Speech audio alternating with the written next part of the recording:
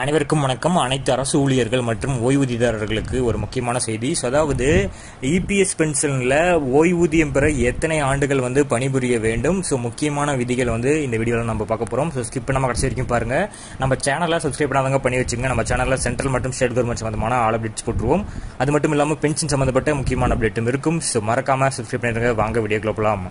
First of all பார்த்தீங்கன்னா, ஊழியர் வருங்கால வைப்பு நிதி அமைப்பின் உறுப்பினரான நீங்கள் அப்படி என்றால் இந்த பதிவு உங்களுக்கு மிக உதவியாக இருக்கும். பொதுவாக இபிஎஃப் உறுப்பினர்களுக்கு இதன் செயல்முறைகள் குறித்து பல கேள்விகள் இருக்கும்.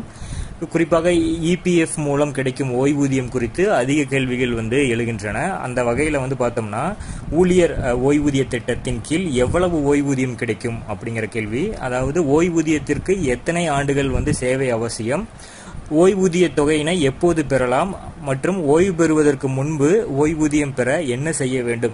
இவற்றிற்கு எல்லாமே நாம் இந்த வீடியோவில் பார்க்க போகிறோம். ஒரு பணியாளர் 10 ஆண்டுகள் பணியாற்றினால் அவர் ஓய்வூதியத்திற்கு தகுதி உடையவர் ஆவார்.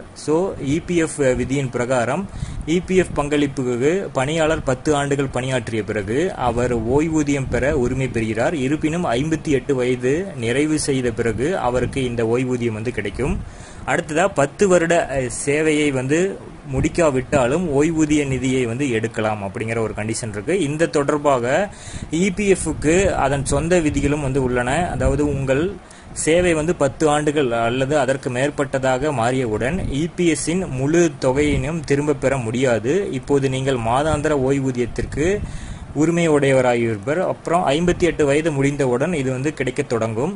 அடுத்ததா பாத்தீங்கன்னா, இபிஎஃப் உறுப்பினர்கள் 50 வயதை அடையும் போது ஓய்வூதியம் பெறலாம்.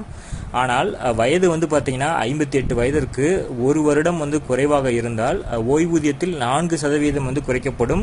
குறையும் ஒவ்வொரு வருடத்திற்கும் 4% குறைந்து கொண்டே இருக்கும். ஒரு ஊழியர் 55 வயதுல ஓய்வூதியம் பெற விரும்பினால் இந்த விலக்கு 12%ஆகவும், 52 வயதில் அதை பெற விரும்பினால் 24%ஆகவும் இருக்கும். நீங்கள் 50 வயதிற்கு கீழ் இருந்தால் உங்களுக்கு ஓய்வூதியம் கிடைக்காது. அடுத்தது 50 வயதிற்கு முன் ஒருவர் தன் வேலையை விட்டுவிட்டால் என்ன செய்வது அப்படின்னு பார்த்தோம்னா, 50 வயதிற்கு முன் ஒருவர் தனது வேலையை விட்டுவிட்டால் அவருக்கு உடனடியாக ஓய்வூதியம் கிடைக்காது. அவர் 58 வயது ஆன பிறகுதான் ஓய்வூதியம் பெற தொடங்குவார். அதாவது அவரது ஓய்வூதிய நிதியில் உள்ள பணம் வீணாகாது. அடுத்ததா பார்த்தோம்னா, இபிஎஸ் ஓய்வூதியம் தானாகவே தொடங்காது. இதை செய்வது அவசியம் அப்படின்னு சொல்லியிருக்காங்க.